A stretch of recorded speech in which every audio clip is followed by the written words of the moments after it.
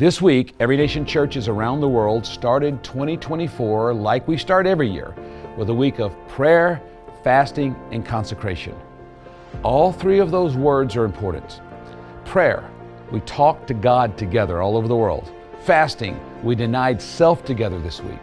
Consecration, we surrendered to God together.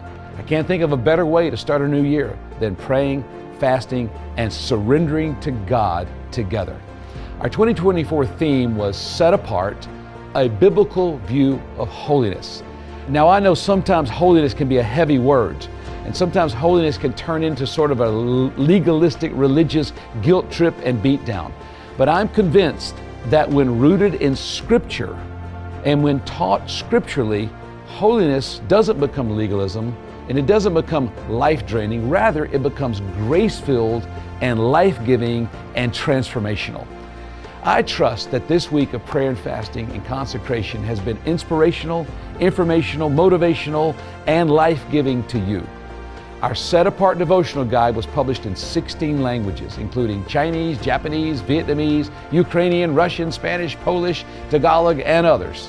We were privileged to hear from Every Nation preachers from South Africa, the United States, Peru, the Philippines, Ghana, and Indonesia as they taught us about the holiness of God in our 7 daily devotional videos. They encouraged us to live holy and set apart lives as we learned about the call to holiness, the community of holiness, the challenge, the conduct, the crux, the commitment, and the crucible of holiness. God has set us apart and called us to be holy for His glory and His purpose. Scripture connects holiness and mission in 1 Peter 2:9. It says this, "You are a chosen race, a royal priesthood, a holy nation, a people for His own possession." Why? Why are we all that? Here's why.